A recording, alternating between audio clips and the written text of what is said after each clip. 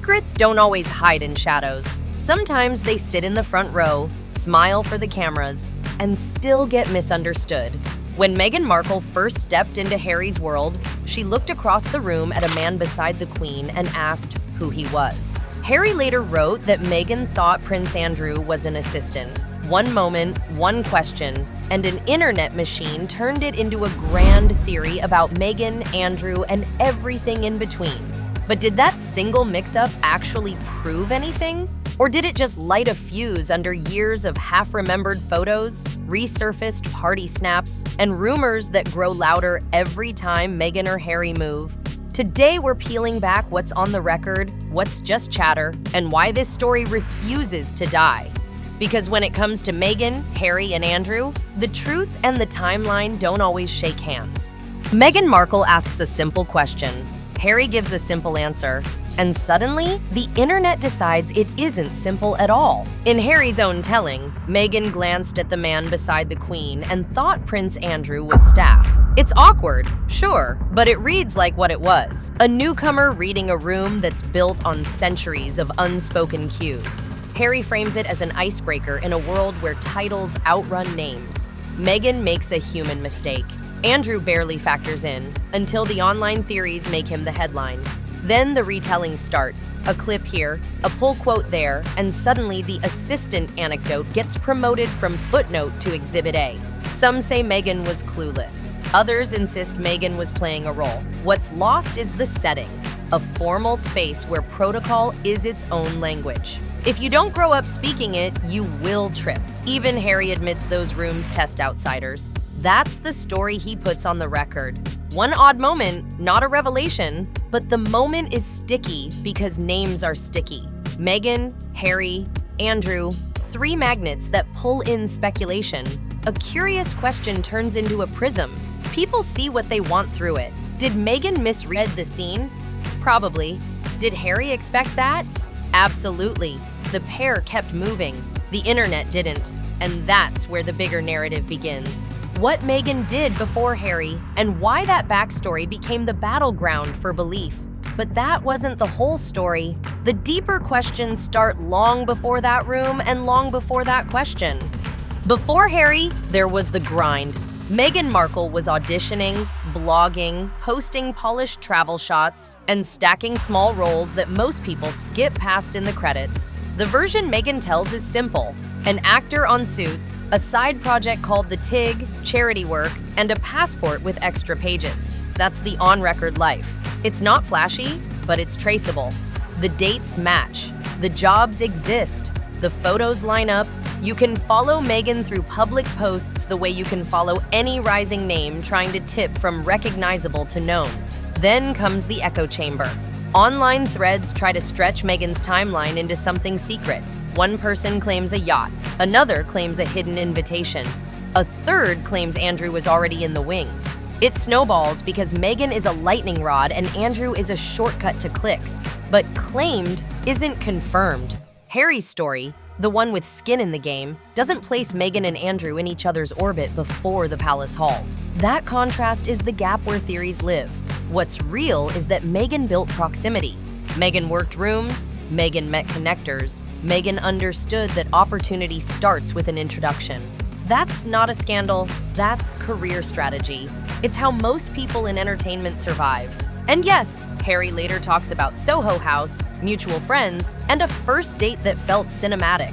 None of that requires a decade-long secret plot with Andrew.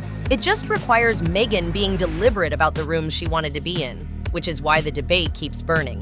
If Meghan moved with intent, and she clearly did, people who don't like Meghan call it scheming. People who support Meghan call it focus. Harry landed on the second word. Andrew barely appears in that version at all. Still, the magnetism of those names, Meghan, Harry, Andrew, pulls eyes back to the rumor pile. And that's where the story pivots next. The social circuits where Meghan and Harry actually intersected, and why those spaces became the battleground for the She Planned It narrative. But that wasn't the whole story. Once Soho House enters the picture, the connections look closer, and the assumptions get louder. In stories like this, the map matters. Draw a circle around Soho House and you'll see why Meghan Markle and Harry keep insisting their paths cross the way they say they did. Meghan was already a regular in those creative business rooms. Actors, editors, brand founders, the sort of people who know everyone worth knowing. Harry didn't live there, but he visited. And when he did, he slipped into a space designed to dissolve formality. Titles don't carry much weight by a rooftop pool. Names do. Introductions do. And one introduction, quiet, simple, put Meghan and Harry across a table instead of across a headline. The mechanics of it feel almost boring compared with the rumor mill. A mutual friend, a private setting, two people testing the room. Harry is candid about what pulled him in: humor, curiosity, a sense that Meghan could look straight through the pageantry. Meghan, for her part, leans into the chemistry story. Same values, fast trust. A rhythm that didn't require a publicist to set the beat. None of that needs Andrew to appear as a hidden conductor. It needs Meghan being intentional about circles, and Harry being open to someone who didn't speak palace shorthand. What makes Soho House such a lightning rod is the ambiguity. It's exclusive enough to spark suspicion, casual enough to leave few official footprints. That tension lets people draw dotted lines. If Meghan was there and Harry was there, surely Andrew hovered behind the curtain. But dotted lines aren't evidence. They're just convenient. The on-record beats say the introduction came via friends in that orbit, not via Andrew's hand. The rest is the internet doing what it does, turning proximity into prophecy. Still, the orbit mattered. Meghan knew how to move in rooms where power dresses like leisure. Harry knew the relief of a space that didn't treat him like a souvenir. Together, Meghan and Harry found a bubble where the press couldn't script the scene first. And that's why the stakes jumped. Once Meghan and Harry clicked, every prior room Meghan had ever entered got put under a microscope.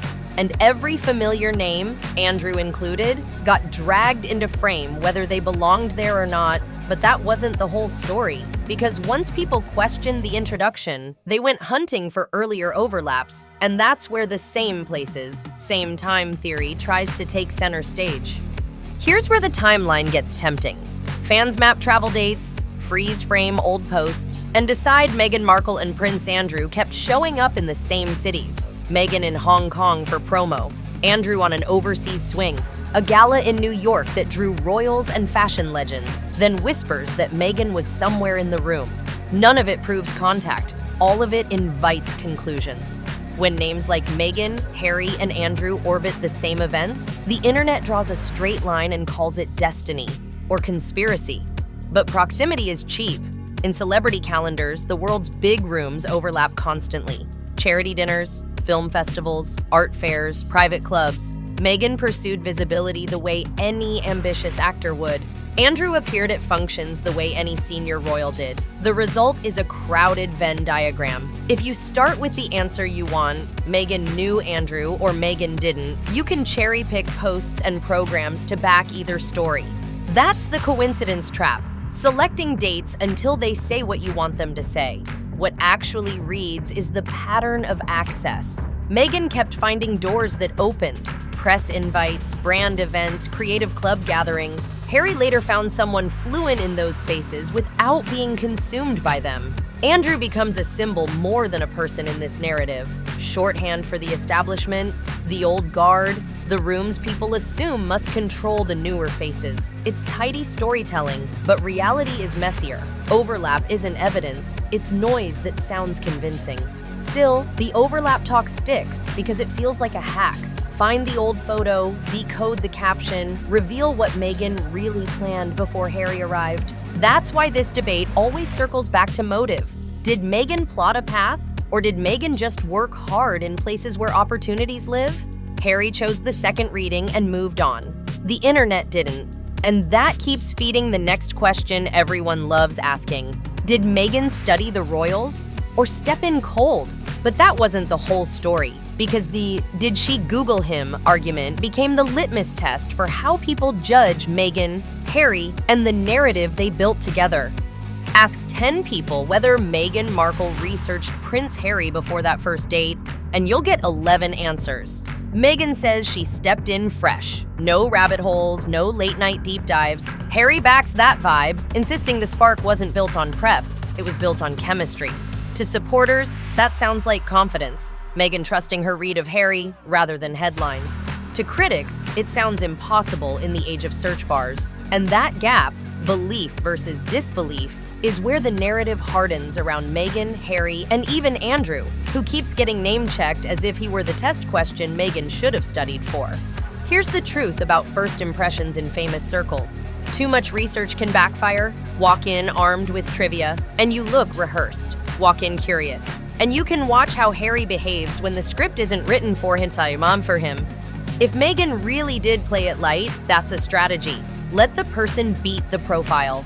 The assistant mix-up with Andrew becomes less of a scandal and more of a side effect. Meghan choosing to meet Harry like a human, not a headline, and misreading a room that speaks in codes most outsiders never learn. But the debate sticks because it flatters the audience. We all know you'd Google Harry. We all know you'd memorize faces, including Andrew's. So when Meghan says she didn't, skeptics decide they've caught the tell. What they miss is how quickly a public story crystallizes once two people like Meghan and Harry go official. Every blog post becomes evidence. Every old photo becomes a cipher. Every silence becomes intent. And suddenly the question isn't whether Meghan Googled Harry, it's whether Meghan engineered the whole relationship while Andrew waited in the wings like a hidden chapter. Strip away the projection, and you're left with something plainer. Two people stepping into a hurricane and trying to build a private logic. Meghan guarded some history. Harry guarded her. Andrew shows up mostly as a mirror, reflecting whatever the viewer already believes. If you think Meghan is calculated, you'll see strategy. If you think Meghan is centered, you'll see boundaries. Either way, the Google question is a Rorschach test, not a smoking gun. But that wasn't the whole story. Because once intention gets questioned, the next battlefield is access. How Meghan moved through elite rooms, how Harry read that movement, and why Andrew keeps getting pulled into the frame. Power doesn't always knock. Sometimes it slides you through the side door. Meghan Markle learned that early.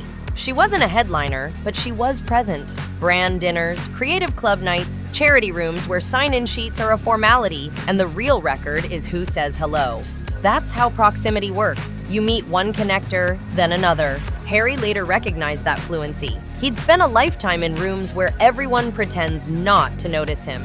With Meghan, he found someone who could move through that noise without becoming it. Andrew appears here mostly as shorthand for those older, more rigid circuits, the ones people assume control every invitation, even when they don't. What unsettles people is the mix of visibility and quiet. Meghan is in a photo, then not in the credits. Meghan is listed in a recap, then missing from the gallery. It feels like a pattern, so the internet names it strategy. But careers built in hospitality-adjacent circles always look like that. Soft entries, borrowed guest passes, plus ones who never make the caption. If you want it to be a scheme, you'll see a scheme. If you see it as hustle, you'll call it relationships. Harry went with relationships, and in his version, Andrew doesn't hand Meghan the key.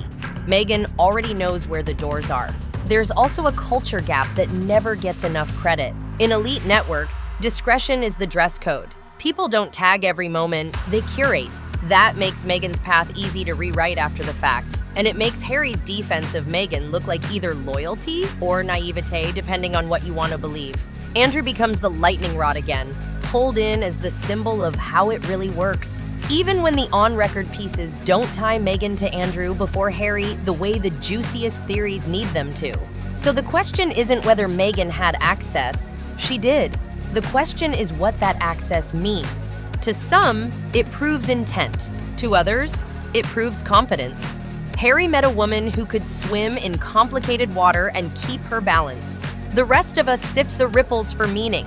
And that keeps pulling the story toward the next accelerant, the way rumors harden when screenshots vanish, interviews get clipped, and lost posts become treasure maps. But that wasn't the whole story, because once the receipts go fuzzy, the rumor economy explodes, and Meghan, Harry, and Andrew get recast in roles they never auditioned for. When receipts blur, stories bloom. A clip disappears, a caption gets edited, an old interview with Meghan Markle won't load. Suddenly, the blanks feel louder than the facts. That's where the internet goes hunting for answers, stitching together half-seen posts and out-of-context quotes until Meghan, Harry, and Andrew look like pieces on a board someone else is moving. It feels persuasive because the gaps are real, but a gap is still a gap, not proof. The pattern is familiar. One account swears a video showed Meghan hinting at royals in the room. Another claims a yacht photo ties Meghan to a circle that includes Andrew.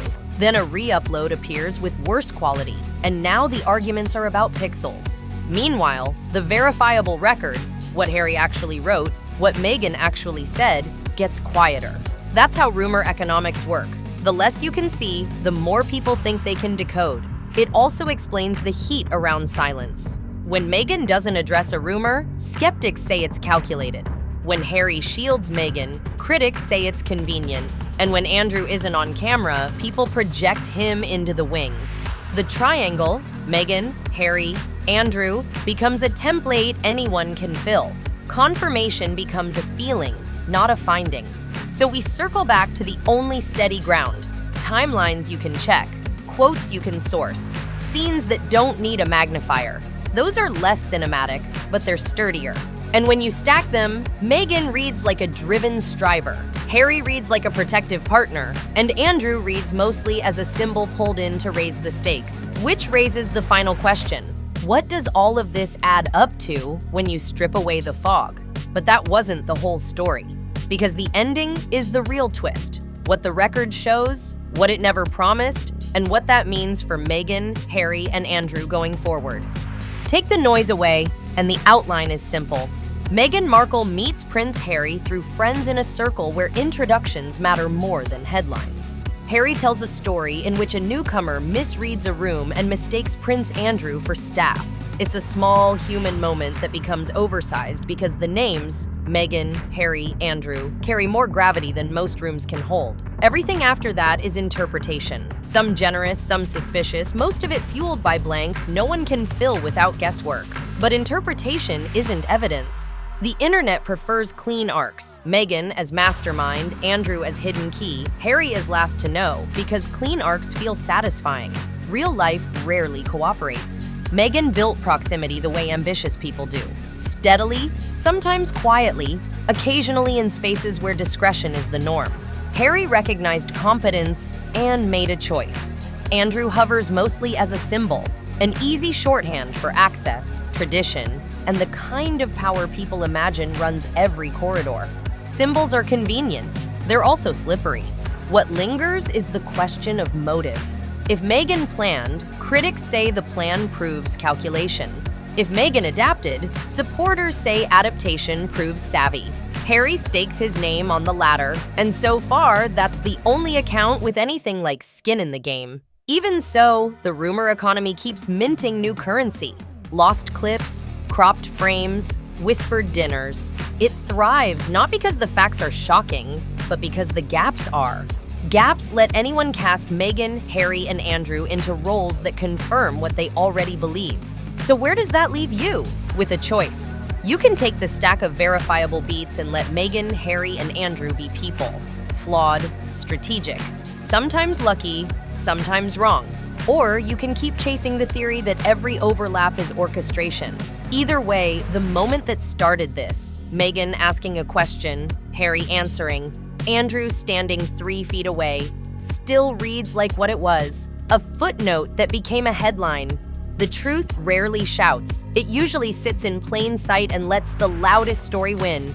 If you want the full picture, the only way forward is the timeline, names, dates, and receipts you can actually check. And that's exactly where we go next. Strip it down and the pattern is ordinary in a way the internet hates. Meghan Markle builds access the traditional way, through work, introductions, and rooms where opportunity hides behind low lighting.